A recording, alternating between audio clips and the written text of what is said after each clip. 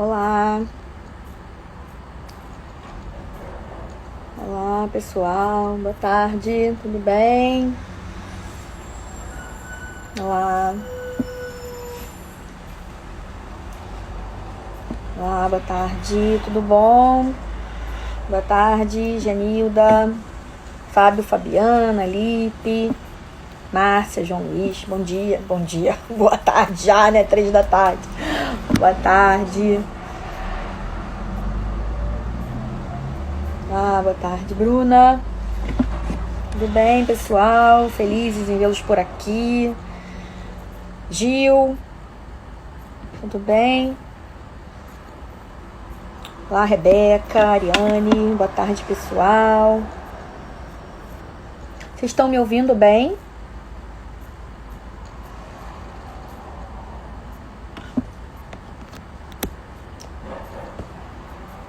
Tudo bem, boa tarde.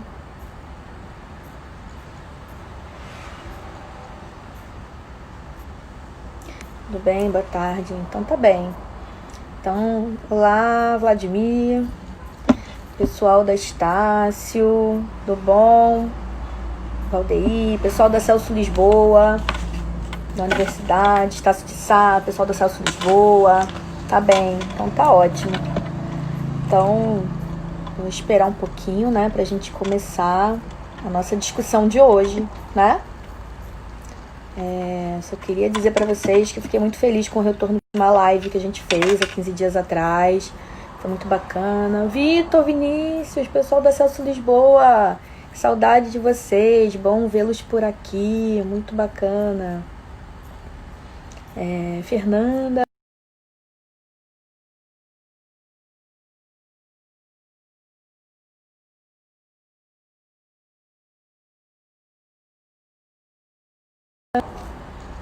Mais um Juntos à Distância aqui.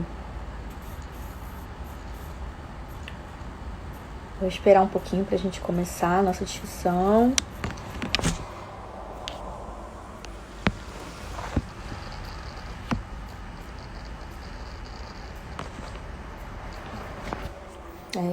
Alguém tá dizendo que travou. Voltou?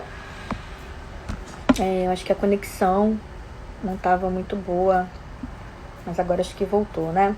Bem, então a gente vai começar, né, a trazer aí a nossa discussão de hoje. Vou começar a falar um pouquinho do que eu pensei para nossa discussão de hoje.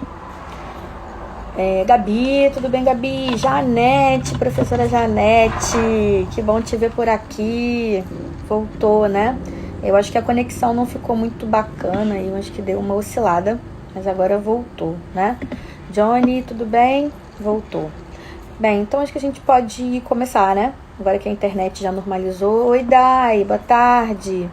Então vamos, pronto. Queria dizer um pouquinho, então, o que me motiva a fazer essa live de hoje. Bem, na verdade, vocês sabem, aí quem me conhece sabe que a minha discussão, né, que o meu interesse dentro da psicologia é a psicologia social, é a psicologia escolar. Eu tenho todo o investimento acadêmico, né, nessa discussão dentro da psicologia. Para quem não me conhece, eu sou professora, né, sou psicóloga escolar, sou professora doutora, nesse momento na Universidade Estácio de Sá, no Rio de Janeiro. Sou professora e pesquisadora na Universidade de Estácio de Sá. Atualmente também estou na coordenação adjunta do curso. Então, bem, eu tenho todo o investimento acadêmico na psicologia e também na área da educação. Então, eu só queria dizer a vocês que a minha fala de hoje, ela vem para além de uma discussão na área acadêmica, né? Já que o meu tema de interesse de estudo é a universidade, enfim, a atuação da psicologia na universidade, da psicologia nas escolas, né? Eu quero marcar um pouco de que lugar eu falo hoje. Hoje eu falo enquanto psicóloga que atua há mais de 12 anos no município do Rio de Janeiro. Eu sou psicóloga escolar na Secretaria Municipal de Educação, e a minha fala vem exatamente desse lugar, né, de uma psicóloga escolar. É apenas nesse lugar que eu posso falar um pouco desses cotidianos, né, dessas questões que atravessam a escola, pensar um pouco esse momento de pandemia, né, o ensino e aprendizagem que tem acontecido hoje em casa, né, por conta do distanciamento social. Então, só queria dizer a vocês que a minha fala hoje vem enquanto psicóloga escolar, né, enquanto alguém que tem aí um olhar para o campo da escola, para os atravessamentos da escola, né, eu acho que isso é importante dizer para vocês. Bem, eu acho que eu vou começar, né, não sei, 3h05, não sei se a gente já pode começar, talvez sim, tô vendo o pessoal entrando aí, Alessandra, né, o pessoal, Rosilane. Bem, então só quero dizer que esse tema que eu escolhi, vocês perceberam que ele é um tema macro, né? Eu marco lá como uma fala a partir dos desafios do ensino-aprendizagem na escola. É desafio, né? Vocês imaginam o quanto cabe nessa fala de hoje. Eu acho que a gente poderia desdobrar essa live em os desafios do ensino-aprendizagem 1, desafios 2, 3, 4, 5, enfim. Temos muitos temas possíveis aí a partir dos desafios que atravessam o ensino-aprendizagem em casa, né? Mas eu quero dizer, então, por onde eu vou, né? Mais uma vez, a minha fala, ela tem o intuito de provocar, né? De provocar um pouco reflexões. Eu não vou trazer receitas, né? Eu não vou trazer passo a passo, faça isso, faça aquilo. Elvira, tudo bem? Bem-vinda. A minha fala não vem desse lugar, dentro da psicologia. A minha formação é da psicologia social crítica. Então, eu não aposto nessa fala de receita. Eu vou trazer provocações, né? Eu vou tentar provocar um pouco reflexões a partir desse tema macro, que são os desafios do ensino-aprendizagem em casa. Bem, então já vou dizer para vocês o que eu pensei, tá? Eu vou trazer primeiro a perspectiva dos desafios, né? Então vou dividir a minha fala em 2 pontos, tá? O primeiro, a perspectiva dos desafios. Quais são esses desafios que atravessam esse momento? E vocês sabem que são muitos, né? Durante a semana eu fui tentando provocar vocês pelo Instagram, pelo Facebook, trazendo um pouco os desafios que rebatem, né? Eu fui colocando imagens lá dos desafios que rebatem para o professor, né? Os desafios que vão rebater nos alunos e o desafio que vai rebater nas famílias, né? Então eu fui tentando trazer essas imagens lá, já marcando um pouco por onde eu iria na minha fala de hoje. Então, como eu vou dividir em 2 partes, eu vou falar primeiro desses desafios, que são inúmeros e que vai rebater nos alunos, nas famílias e nos professores. E o segundo ponto da minha fala é exatamente o ensino-aprendizagem em casa, né? Então, eu vou falar um pouco dessas perspectivas que vão ecoar aí no ensino-aprendizagem, que a depender da faixa etária, né, a gente vai ter práticas e entradas diferenciadas, a questão das potencialidades, né, o que é possível, como a gente pode produzir saúde mental nesse momento a partir do ensino-aprendizagem em casa. Eu acho que essa é a maior preocupação, né? Para além de um conteúdo acadêmico, a gente poder, então, pensar saúde, né? Pensar saúde mental nesse processo de ensino-aprendizagem em casa. Renan, tô vendo aí o pessoal da graduação, da pós-graduação. Muito bacana ver vocês aí interessados nesse tema, porque hoje, de fato, a gente está trazendo uma temática mais específica, que é pensar educação e escola, tá? Então, a minha fala vem em 2 momentos. Primeiro, a gente vai pensar os desafios que vão rebater nesse tripé, né, que é aluno, professor e família, e depois a gente vai falar mais especificamente sobre o ensino-aprendizagem, tudo bem? Então tá. Então, começando a falar com vocês, né, os desafios que, na verdade, rebatem todos nós. Não sei quem estava aí na última live, né? O desafio que a gente tem hoje em tempos de pandemia é pensar exatamente que a crise está no outro e a crise está em nós, né? Na última live falamos disso, e quando a gente pensa em ensino-aprendizagem em casa, a gente está pensando exatamente desse lugar, né?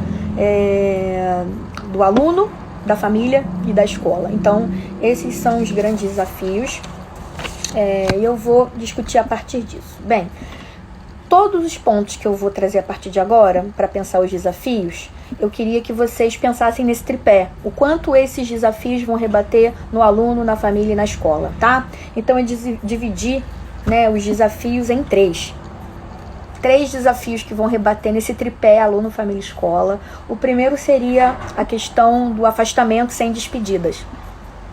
Não é isso? A gente teve... Olá, estudo dirigido, Selma.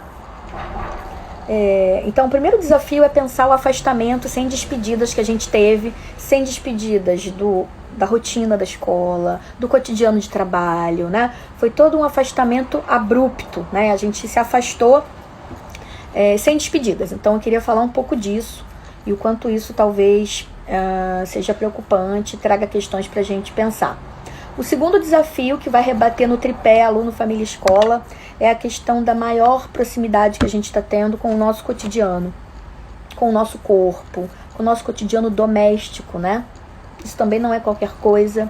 E essa maior proximidade que a gente está tendo com o cotidiano doméstico, né? Com a nossa casa, com a família, com as questões da casa, né? Principalmente para aqueles que trabalhavam fora e não estavam habituados com a rotina doméstica, também me parece um desafio, vou falar um pouquinho mais sobre isso.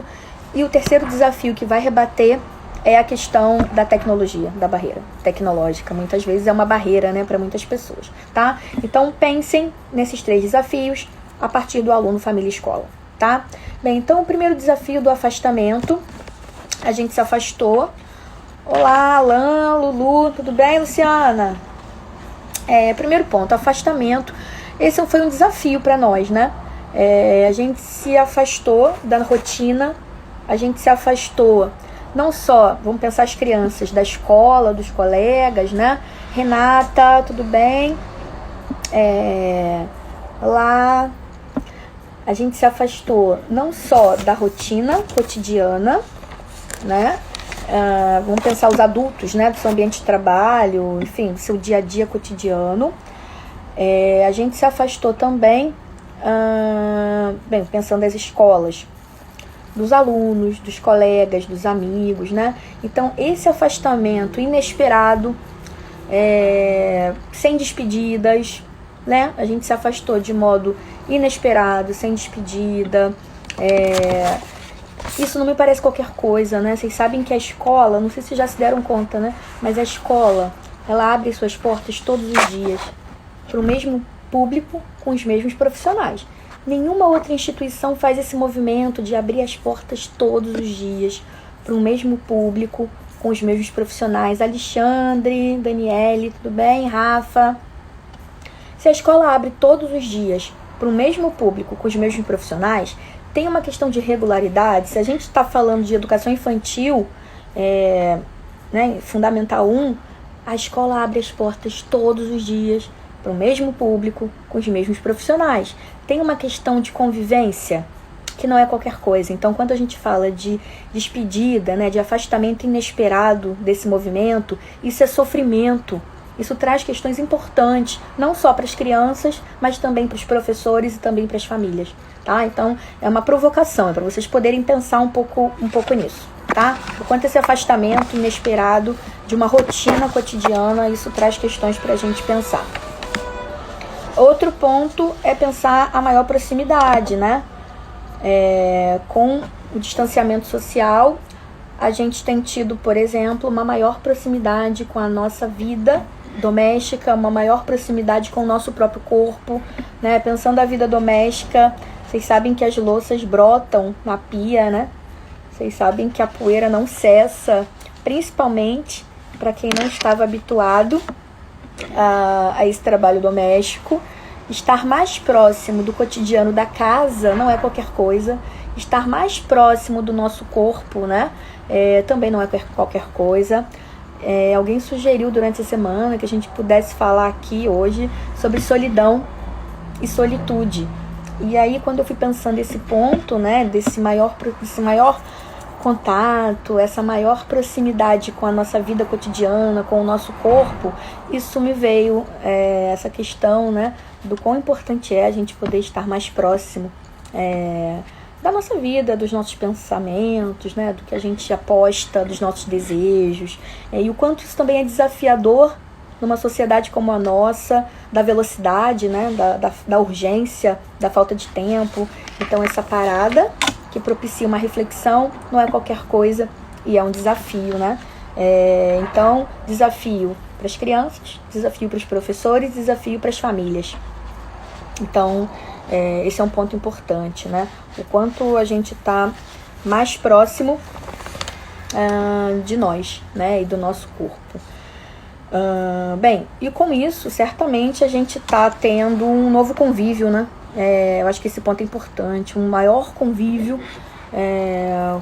com a nossa casa, né? Um maior contato com a família, com aqueles que talvez a gente não tenha um contato tão regular e tão cotidiano. Nesse momento a gente passou a ter, né? Nesse momento a gente passou a ter novos modos de se relacionar. Eu acho que é disso que se trata, né? A gente passou a ter novos modos de ser e estar no mundo. E a gente não pode fingir que nada está acontecendo, né? Está acontecendo algo importante, a gente precisa se dar conta disso. Então é um olhar para dentro. E esse exercício é de todos, de cada um de nós. Não tem regra, não tem receita, né? É um movimento singular. Esse poder olhar para dentro, né? E poder refletir sobre o que faz sentido para mim, como é que eu consigo me constituir sujeito, né? Eu acho que esse é um ponto importante, pensando nos desafios, tá? Então, esse desafio, isso vai rebater na criança, na família no professor. O terceiro desafio, as barreiras tecnológicas, né? Que eu tô chamando de barreira, mas são as questões tecnológicas, as ferramentas. O que eu tô chamando de desafio tecnológico? Oi, Helder, obrigada aí pelo elogio. Lá, Flávia, Luísa. O que eu tô chamando de ferramenta tecnológica? Por que ela tá me parecendo um desafio? Se a gente tem tanta familiaridade com a tecnologia, né? A gente usa tanto o celular, a gente usa tanto o WhatsApp, Facebook, Instagram. Por que isso se tornou uma questão? Por que eu tô chamando a ferramenta tecnológica de desafio? Acho que é um pouco daí, né, que vem a questão. Porque eu posso ter, Fernanda, eu posso ter proximidade com as ferramentas, né, tecnológicas, as crianças cada vez mais fazendo um uso e um abuso, né, das redes, do YouTube, dos jogos. Mas quando eu falo de desafio, é porque nós, a nível Brasil, a gente não tem estudos, a gente não tem pesquisas, a gente não tem experiência de educação à distância para educação básica. Então isso é um desafio. Como a gente consegue fazer um processo de ensino-aprendizagem à distância nesse momento? Foi tudo muito rápido, lembra? Né? O afastamento foi inesperado, sem despedidas. E como é que a gente agora, de uma hora para outra, começa a fazer acontecer um ensino-aprendizagem mediado pela tecnologia em casa?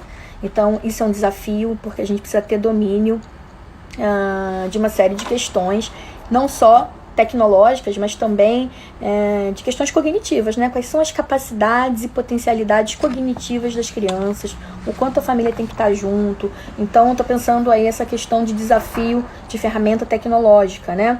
Muitas casas não têm estrutura, né? Estrutura física, eu estou dizendo, espaço físico, por exemplo, para fazer acontecer um home office, né? Para ter, de fato, um espaço que facilite concentração.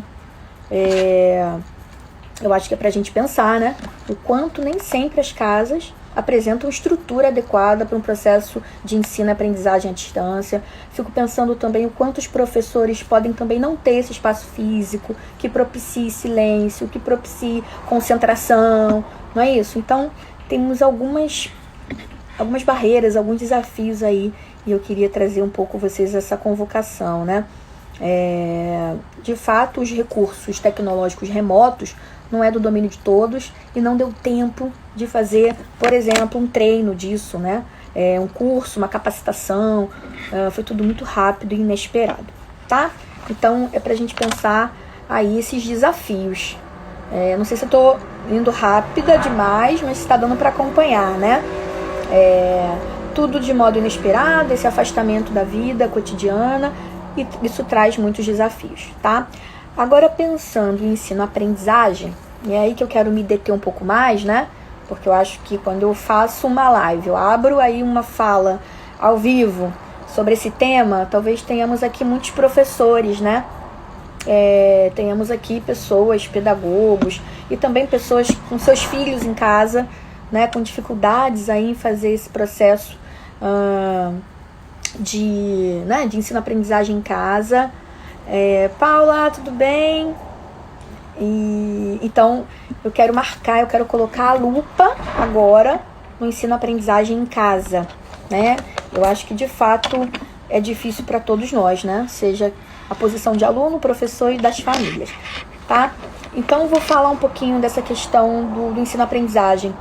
Quando eu falo do ensino-aprendizagem em casa, eu quero falar que a gente precisa ter cuidado, muito cuidado com a faixa etária das crianças.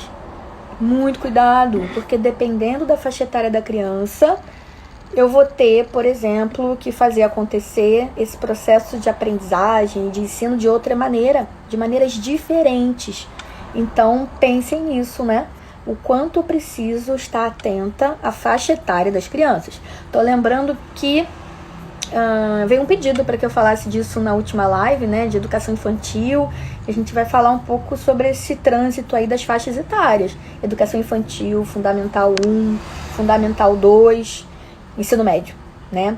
As especificidades de cada faixa etária. Então, isso é um ponto que eu quero falar e vou voltar para falar. E o outro quais são as possíveis maneiras de fazer esse processo ensino-aprendizagem de modo a preservar a nossa saúde mental, né? Vocês sabem que a nossa casa tem que ser lugar de vida, tem que ser leve.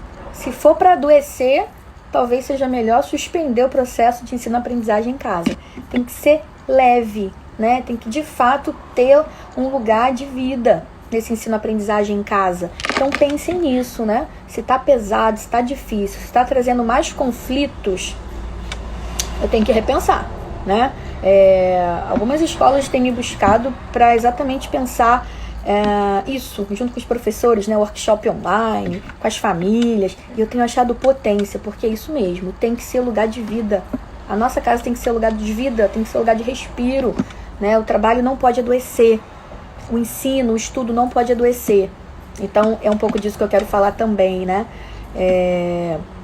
Mas vamos lá, então pensando na faixa etária, né, eu acho que esse é o ponto-chave aqui da nossa fala de hoje, da minha provocação aí de hoje com vocês, é pensar na faixa etária e no ensino-aprendizagem em casa. Temos diferenças importantes, então vou começar com a educação infantil, né? Educação infantil, Fundamental 1, né? Vocês sabem que essas crianças têm uma certa imaturidade cognitiva. Então, quem é da pedagogia, quem é da psicologia, né? Tô vendo que tem muitos estudantes e psicólogos aí acompanhando a live. Vão lembrar do Piaget, né? Vão lembrar dos grandes teóricos que vão falar do desenvolvimento infantil, né? Do Vygotsky, do Piaget. Enfim, eu tô falando desse lugar, né? Então, crianças, educação infantil, Fundamental 1, apresentam uma certa imaturidade cognitiva. Gente, ou seja, a criança não faz por mal, porque quer chatear você, que é pai, que é mãe. Não, ela tem de fato uma certa imaturidade cognitiva e ela não vai conseguir acompanhar aquela online sozinha. O papel da família tem que ser ativo. A família, nesse momento, vai ter que ter um papel ativo. Nesse processo, a família vai ser a grande mediadora do processo de ensino-aprendizagem em casa. É isso, foi inesperado, de modo abrupto, né? A gente não estava preparado para isso, então por isso que a gente precisa se instrumentalizar, e é por isso que eu estou trazendo essa fala hoje, né? A criança, e aí eu estou pensando na criança da educação infantil, a criança do Fundamental 1, que são crianças, elas precisam de um papel ativo da família como mediação do processo de ensino. Essa presença tem que ser da família importante. Agora, por quê? Né? Vamos pensar a educação infantil 0 a 5 anos, né? Vamos pensar esse contexto, essa faixa etária. Além do papel ser ativo, né? Além do papel da família ter que ser ativo nesse momento, a gente tem, por exemplo, me parece que na educação infantil a entrada do ensino remoto, ele tem que ser muito mais para aproximar, para conectar, do que para substituir. Por exemplo, a figura do professor, a figura da presença da escola, né? Na educação infantil, a entrada de um ensino à distância, remoto, tem que ser para aproximar, para potencializar vínculos, né? Para não esgarçar a relação que a criança tem com a escola, com os professores. Inclusive na educação infantil, me parece que a potência é poder ajudar a fortalecer o vínculo das famílias com os seus filhos. Eu acho que isso é o desafio, né? Dessa escola, poder trazer uma fala e trazer uma contribuição de modo que fortaleça, que potencialize vínculos com a família. Então, para além de substituir, me parece que a potência está no unir, na conexão, na aproximação, fazer uma entrada regular, né, para que esse vínculo não seja esgarçado mais do que ele já está. Então isso me parece algo importante, né? Estou pensando aí crianças até 5 anos de idade. Quando a gente começa a falar da alfabetização, né, a partir, né, Fundamental 1, as crianças sendo alfabetizadas, que já tem aí toda uma elaboração, né, talvez uma maior maturidade cognitiva, quando comparada com a educação infantil, a família também continua tendo que ter um papel ativo e nem sempre as famílias estavam preparadas para estar nesse lugar, né? Eu acho que isso é para a gente pensar.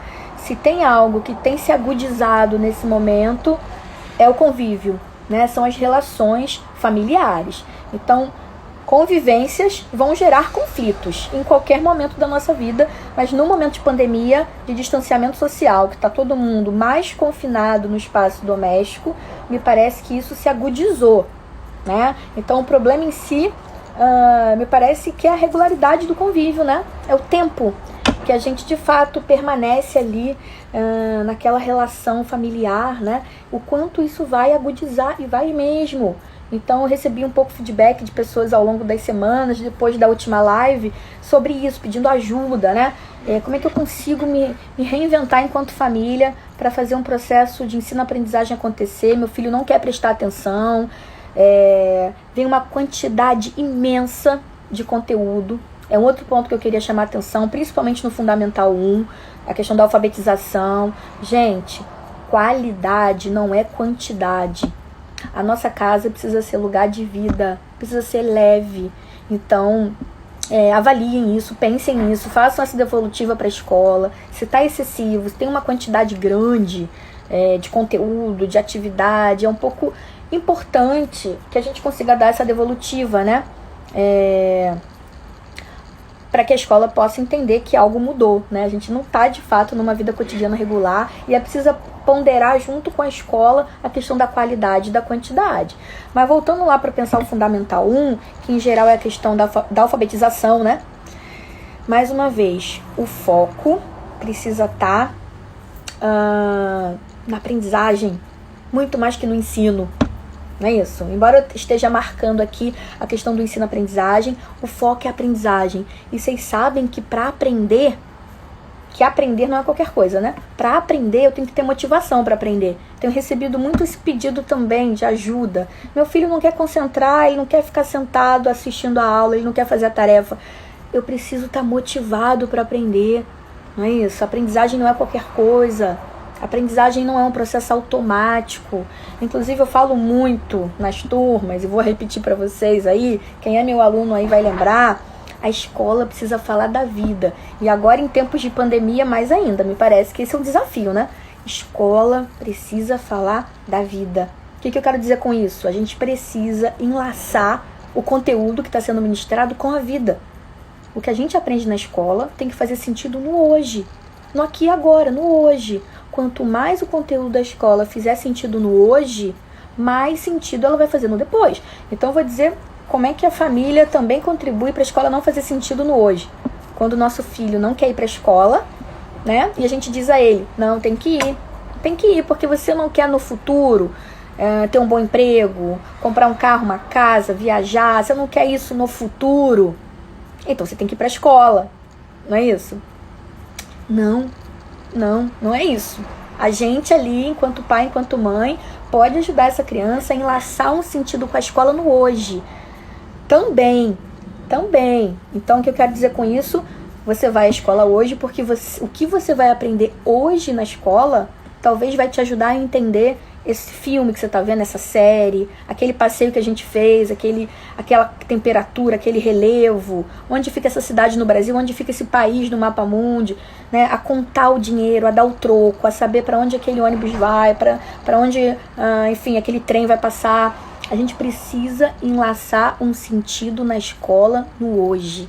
A escola também tem que ser um lugar de vida no hoje. E esse é o nosso desafio enquanto família, poder ajudar essas crianças a que aquele conteúdo, né, faça sentido no hoje. Então a gente precisa criar, inventar, não é isso? Não está dado, não tem um livro que venda isso, né?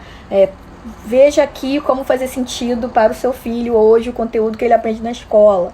Como tornar a escola um lugar de vida. Não tem. É invenção, é criação. A gente precisa parar, pensar e motivar essa criança para a aprendizagem. Então, isso que eu estou dizendo é algo que me toca muito e eu queria passar para vocês, que a gente precisa fazer um laço com esse conteúdo que está sendo ministrado. Então, é desse olhar que eu estou falando para vocês, do olhar da psicologia, tá? É isso, a gente precisa fazer sentido. Pensem nisso, principalmente Fundamental 1, pessoal, né, que está ali na questão da alfabetização. Mas ele não vai aprender, é difícil. É isso, a gente precisa criar meios, modos, invente modos de fazer acontecer, né? Vamos nos recriar, devolvam para a escola que estão com dificuldade, pede ajuda. Se eu puder ajudar de alguma maneira, contem comigo, tá? Façam contato aí pelo direct do Instagram, me busquem lá no Facebook. Abrir um canal no YouTube pra gente poder arquivar os vídeos da live, fazer trocas por lá também. Me busquem por lá, Flaviane Ribeiro é o canal do YouTube. Enfim, então eu acho que de fato esse é um desafio para todos, escola e família, poder focar na aprendizagem nesse momento e criar modos da escola, do conteúdo, poder dialogar com a vida, né? Então quanto mais eu aproximo da vida, mais sentido vai fazer esse conteúdo, essa discussão, tá? A figura do professor, principalmente no Fundamental 1, é importantíssima. Bem, Fundamental 1, daqui a pouco eu vou falar do Fundamental 2 e do ensino médio.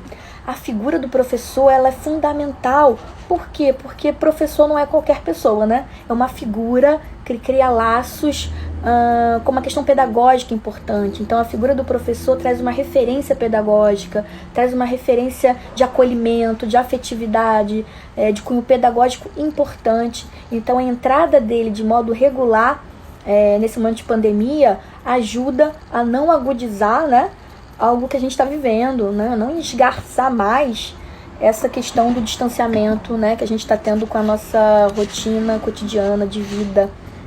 Então, é pra gente pensar. Bem, eu tô apontando aqui alguns pontos que vocês estão trazendo na live, tá? Tô fazendo esse esforço de estar apontando e depois eu vou retomar, né? Eu já vi que algumas pessoas falaram dos adolescentes, da rede pública, a questão das redes sociais, né? A questão das mensalidades, dos filhos incluídos. Então daqui a pouco eu vou retomar, tá? Espero que dê tempo aí pra gente discutir.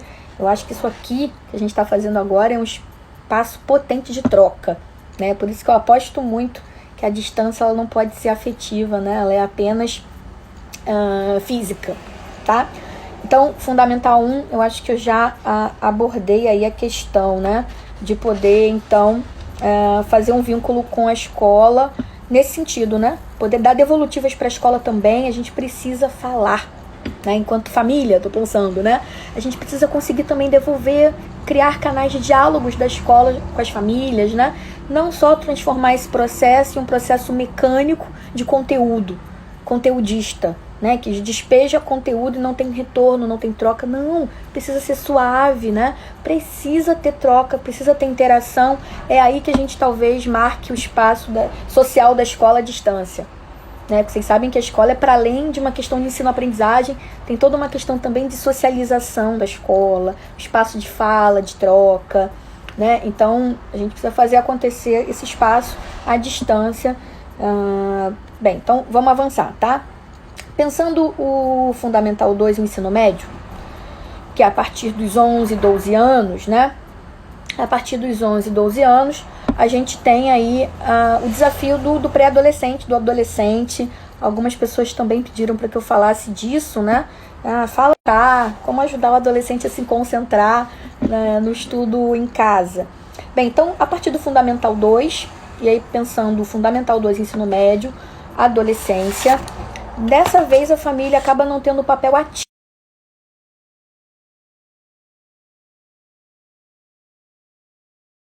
Voltou, né? Eu vi que travou, mas voltou, né? Acho que sim, travou, mas agora já voltou. Vamos lá. Então, a mediação acontece, pensando um pré-adolescente, né, um adolescente a partir de 12 anos, a mediação acontece diretamente com a família. Acontece diretamente com o aluno. A família fica a reboque. Eu tô vendo que a internet está oscilando, né? Hoje a internet está travando, mas acho que agora voltou. Então, falando do adolescente, essa questão aí do próprio professor fazendo a mediação com o próprio aluno, né? O próprio aluno que recebe essa perspectiva aí do conteúdo, da aprendizagem, para fazer acontecer com, né, a perspectiva da aprendizagem. Mas cuidado, né? Não é porque o próprio aluno é aquele que vai receber o conteúdo, né? Ele tem maturidade cognitiva para fazer essa assimilação, o professor é o mediador, que a família vai se isentar dessa proximidade, né? A família não pode se isentar, a família tem que estar ao lado, estar com. A família tem que estar interessada nesse conteúdo que o aluno está recebendo, poder discutir com ele o que ele aprendeu.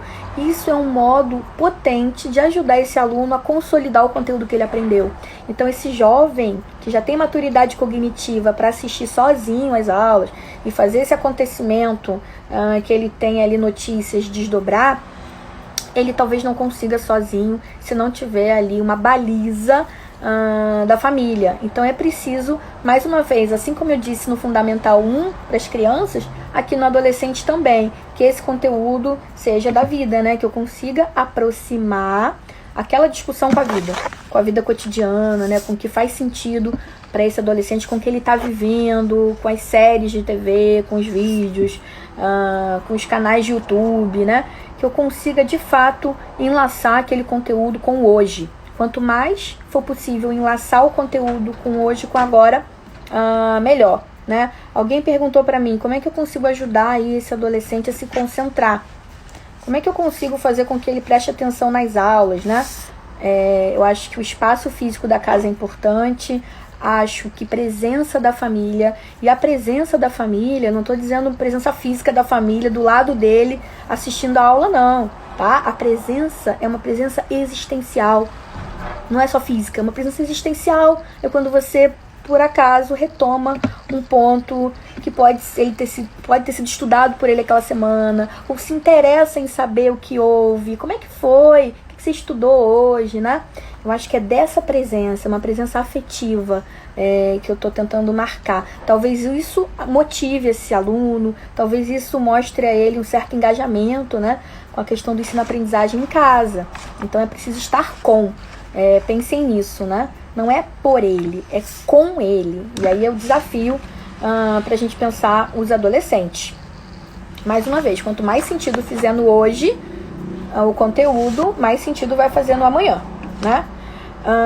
Outro ponto, antes da gente chegar aí nas perguntas que vieram, nos comentários que vocês trouxeram aqui, eu quero falar um pouco de como tornar essa casa um lugar de vida, né? Mesmo estando aí pensando em ensino-aprendizagem à distância, mesmo estando no isolamento social, né? Distanciamento social, muitas angústias, muitas incertezas. Como é que a gente torna esse processo um lugar de vida, um lugar de saúde? Fiquei pensando na importância, por exemplo, de poder criar esse canal com a escola, né? Poder devolver a questão da qualidade e quantidade. Acho que isso não é qualquer coisa, né? A gente poder devolver. Vocês estão me ouvindo? Acho que travou.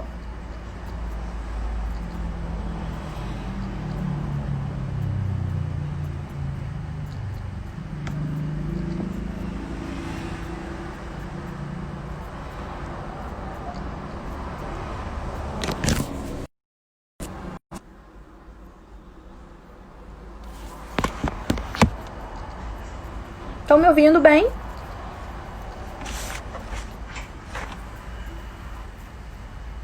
Foi? Voltou? Eu não estava conseguindo... Apareceu para mim aqui uma mensagem de estabilidade. Pronto. Voltou? Então tá. Então, por fim, né, pensando aí essa discussão, o que eu queria marcar aqui com vocês...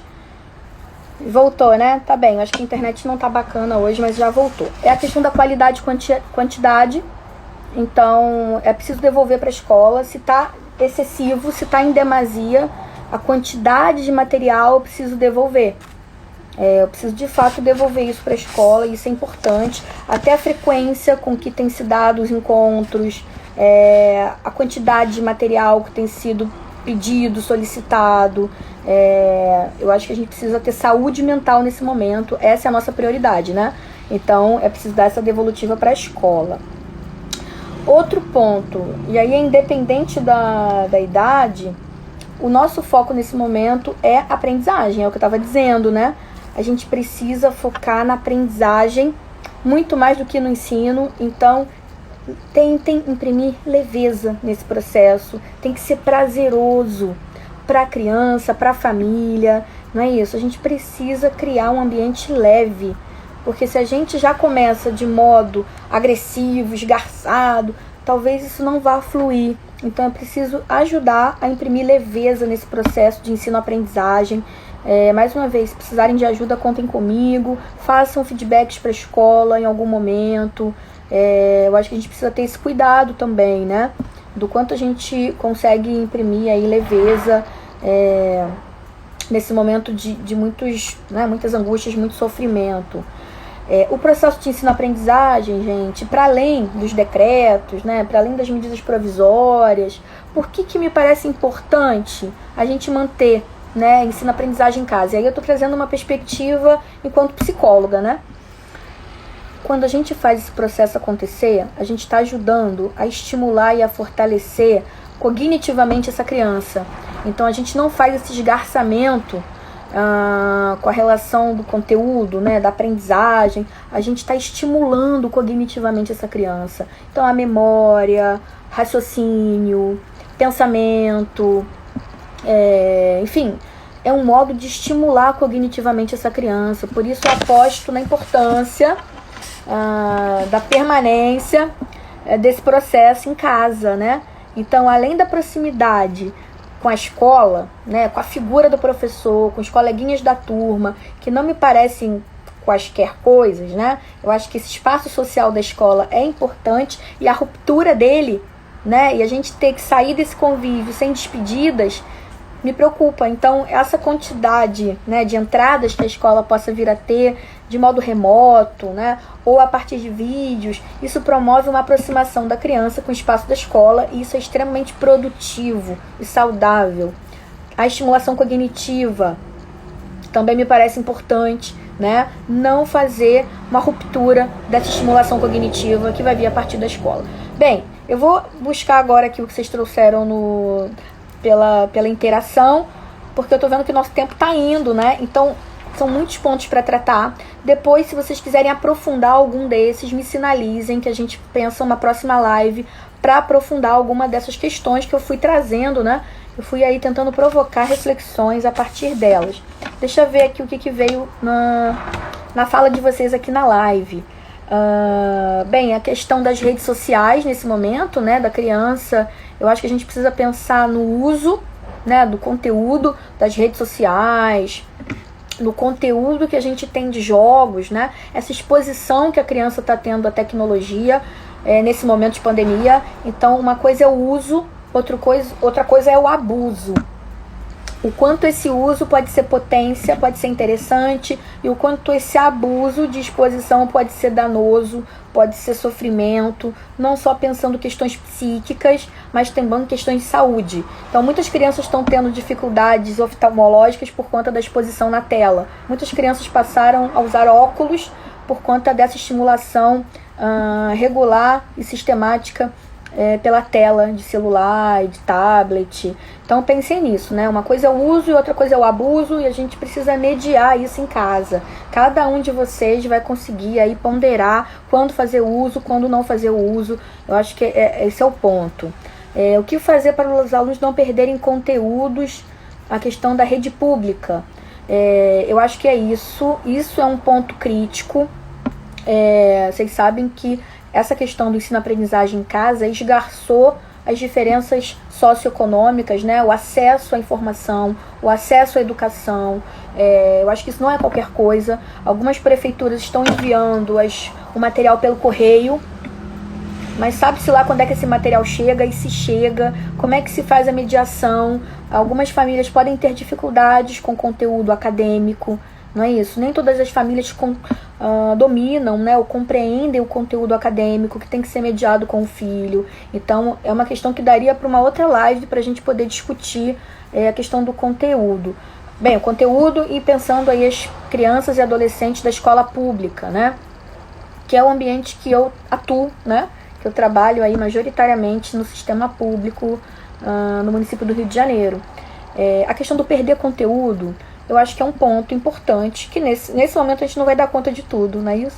Eu acho que a gente precisa preservar a nossa saúde, não esgarçar a relação com o conteúdo, né, acadêmico, cognitivo, né, estimular cognitivamente essa criança, mas alguma perda vai ter. Não vai ter jeito, alguma perda vai ter, e quando a gente retomar a vida cotidiana, a gente coloca a lupa nessas questões, né? Eu acho que a gente precisa pensar o hoje, o agora, né? Como é que a gente faz isso acontecendo agora? Alguém aqui trouxe a questão da mãe que expõe os filhos na rede, chorando. Como é que é? Falaram de uma mãe que expõe os filhos na rede por não acompanhar a aula online. Bem, eu acho que tem a ver um pouco com isso, né? Como é que a gente faz a devolutiva para a escola de que meu filho não está acompanhando, né? Meu filho não está conseguindo acompanhar, ou está sendo difícil, está sendo sofrimento. Eu acho que a gente precisa pensar como, né? A gente faz essa devolutiva para a escola. Mas a troca nesse momento me parece muito importante, porque a gente está vivendo um momento do não saber. A família não sabe, a escola também não sabe, não é isso? A gente também está se reconstruindo, escola e família pensando juntos o que fazer. Isso me parece potente. Não rivalização, e sim complementação de saberes. Eu acho que esse é o momento da gente complementar saberes e ser generoso um com o outro, né? Tentar entender os limites e potencialidades nesse momento. A questão da inclusão, né? Eu acho que é uma questão das crianças incluídas. Como é que deve estar sendo em casa nesse momento? De fato, né? As crianças especiais nesse momento precisam de um olhar né, mais cuidadoso, e eu acho que a escola, né, se ela vinha tendo mediação na escola, esse mediador precisa estar próximo nesse momento também, e aí seria dar essa devolutiva para a escola, poder convocar esse mediador, para fazer essa entrada, né, também, que seja uma vez por semana, ou de 15 em 15, enfim, combinar uma regularidade de presença desse mediador, né, e de coleguinhas, né, na videoconferência. Eu acho que é possível criar e pensar modos de fazer acontecer. Mas o que apareceu aqui? Abordar a dificuldade. Bem, os filhos na idade da alfabetização, né? Eu acho que a gente falou um pouco disso aqui. Precisamos ajudá-lo e de modo inventivo. Devolver para a escola, estar junto com a escola, né? Poder fazer interação com a escola nesse sentido, apontando as dificuldades, pensando ideias criativas de fazer esse processo de alfabetização acontecer. E não tem regra, né? Precisa criar modos de fazer acontecer nesse momento, mas mais uma vez, preservando a saúde mental, né, de todos, de cada um de nós. A questão das mensalidades, alta na escola privada e alta demanda para o trabalho dos pais. Bem, a questão da mensalidade me parece que é um acordo, né, que aí não tem jeito, vai ter que ser feito com cada escola, né. Eu acho que os pais precisam dar devolutiva disso, porque eu acho que a gente está vivendo também inseguranças financeiras importantes. E me parece também que a alta demanda da escola tem a ver com a manutenção da mensalidade. Mas me parece importante poder convocar reunião de pais nesse momento e falar abertamente do que está acontecendo, quais são os desafios da escola nesse momento, né? Eu acho que é preciso dar devolutivas para a escola, convocar reunião de pais, até para ver o que é possível e o que não é possível. Eu acho que não dá para a gente se isentar, né? Se isentar e não buscar esse canal de diálogo, né, com a escola nesse momento. Abordar a necessidade de avaliação. Bem, as escolas estão fazendo avaliações. Estou pensando a nível, né, não só a nível educação básica, né, mas a nível ensino médio e técnico, né. De fato, não sei dizer a vocês se essa avaliação ela está avaliando alguma coisa, o que ela está avaliando, né? Se de fato a gente consegue compreender que essa avaliação está avaliando captura de conhecimento, né, nesse momento, o quanto a gente está conseguindo fazer deslanchar e deslizar a perspectiva do ensino-aprendizagem, né? Mais uma vez, se a escola está propondo avaliação, seria bacana poder entender um pouco melhor por que, de onde vem essa avaliação, por que nesse momento vai avaliar o conteúdo que foi ministrado em casa. É preciso adaptar, né? A gente precisa contextualizar. A gente não pode fingir que nada está acontecendo, né? Porque tem algo acontecendo e algo grave, inédito. Então, mais uma vez, as escolas, as famílias, os alunos estão vivendo um momento inédito. Não temos pesquisas, não temos experiência, não temos estudos que abordem educação infantil, fundamental 1 e 2 à distância. Então, vamos ter cautela, né? E vamos criar e pensar modos juntos com a escola. Eu acho que esse é um caminho. A questão da aprendizagem com jogos, se é interessante. Muito, eu acho que nesse momento é o que a gente tem de possibilidades, né? Criar jogos para que a alfabetização aconteça, por exemplo, para que a gente tenha, de fato, potência na aprendizagem, que é algo mais motivador para uma criança do que aprender jogando, aprender brincando. Não sei porquê, isso é um desabafo para vocês, né? Não sei porquê que a gente para de brincar. Chega um momento na escola que a gente para de brincar. Por quê? Né? A gente pode aprender brincando. Eu acho que essa é uma grande motivação, inclusive, para a criança na aprendizagem. Quando a criança pede que quer voltar para a escola e não mais online, o que os pais devem fazer? Bem, o primeiro ponto é poder devolver para a criança, né? O que a gente está vivendo nesse momento. Né? Eu acho que as crianças, claro, considerando a capacidade cognitiva delas e a faixa etária delas, precisam entender o que a gente está vivendo nesse momento, o que está acontecendo, por que as aulas estão acontecendo online, por que a gente não está indo mais para a escola. De fato, eu preciso ajudar o meu filho a entender o que está acontecendo, né? Porque talvez daí eu consiga enlaçar com ele um sentido das aulas online e não mais presenciais nesse momento, mas que é um momento, é transitório, vai passar, né? Eu acho que é preciso devolver esse processo para a criança, né? As avaliações. Gente, eu tô vendo que estamos caminhando para o fim, né? Faltam aí 7 minutos para nossa live acabar, me parece. Alguém está falando da avaliação, então mais um momento, né? O que eu acho das avaliações no ensino fundamental? Como essas avaliações vão acontecer, por que elas estão sendo pensadas, como elas estão sendo pensadas, né? Uma avaliação pode acontecer, né? Se a escola achar que cabe fazer uma avaliação, talvez ela faça uma avaliação, mas é preciso entender como ela vai acontecer nesse momento, o distanciamento, o peso que isso vai ter depois, né? Para esse aluno. De fato, é preciso a gente poder devolver e conversar com a escola sobre essas questões. Por onde ela tem pensado, por que está caminhando assim. Então, por exemplo, uma reunião de pais pode ser bacana para os pais poderem compreender, né? Eu acho que seria por aí, essa troca. Quantas horas seriam saudáveis no computador para o Fundamental 2 e médio? Eu falei disso, né, do uso e do abuso, né, das redes sociais, da internet.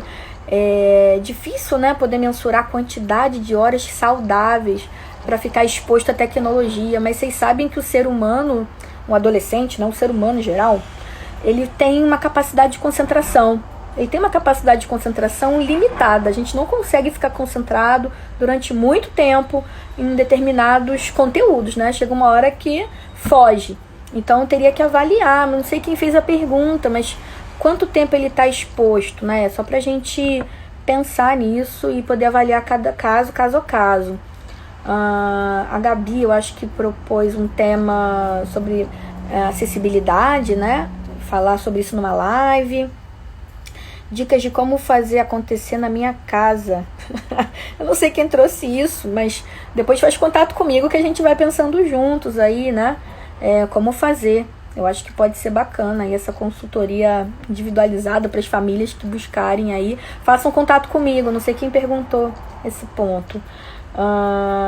Frustrante, né? O parar de brincar com os amigos na escola, eu acho que é isso. A entrada da escola nesse momento também entra como um gatilho de manter um certo papel social da escola, né? Uma aproximação desses alunos entre si, com o professor. É preciso ter leveza, mais uma vez, é preciso ter leveza e não está escrito como fazer isso, né? Tem que ser leve esse processo. Muito frustrante, não esquecer de valorizar o empenho das crianças. Isso é um ponto, né? Alguns pais ficam tão assoberbados, tão, né, tomados com o excesso de trabalho que eles estão tendo nesse momento, né? Fica uma questão de um esgarçamento, né, do convívio, do conflito, que os pais vão perdendo a capacidade de elogiar os seus filhos, de validar as conquistas, as microconquistas que sejam. Né? A gente vai perdendo essa capacidade de poder validar, de poder valorar, né, de trazer aí motivação. Lembram lá da aprendizagem como motivação? É isso mesmo, a aprendizagem ela tem um caráter motivador importante. Eu tenho que estar motivado para aprender e o papel da família é fundamental nessa motivação. Então pensem nisso. Alguém está dizendo para fazer outra live às 16. Abrir outra live às 16? Hoje ou na próxima? Não sei, mas é uma sugestão aí. Gente, nosso tempo está acabando. Eu vou ter que encerrar a nossa live de hoje. Falta muito pouco aí pra gente terminar o tempo. Quero agradecer aí a presença de vocês, as perguntas de vocês, a participação ativa de vocês na live. Tinha muitas questões para disparar, né? Então fica um pouco corrido. Se alguém quiser aprofundar algum desses temas que eu apontei hoje, sinalizem, tragam, que a gente abre uma outra live. Eu tenho tentado fazer aí de 15 em 15 uma live com vocês aos sábados, 15 horas. Então eu vou pedir que vocês façam, né? Vocês façam sugestões, tragam ideias de vocês pra gente abrir uma outra daqui a 15 dias, tá? Os temas que trouxerem, querendo aprofundar algum ponto, tá? A gente vai parar por aqui. Obrigada aí, pessoal. Muito obrigada. Faz toda semana, é ótimo. Gente, tem que dormir, gente, né? Tem uma criança pequena aqui também pra brincar. Live hoje às 16. Live hoje às 16, nossa. Vocês gostam de mim mesmo? Não sei, hein? Não sei se vocês gostam de mim, não, hein? Vocês querem que eu faça todo dia, toda semana?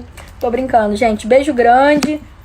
Daqui a 15 dias a gente deve abrir outra live, nesse mesmo horário, nesse mesmo canal, tá? E tô aí aguardando sugestões de vocês sobre temas e interesses que a gente possa aprofundar na próxima, tá? Beijo grande. Até a próxima.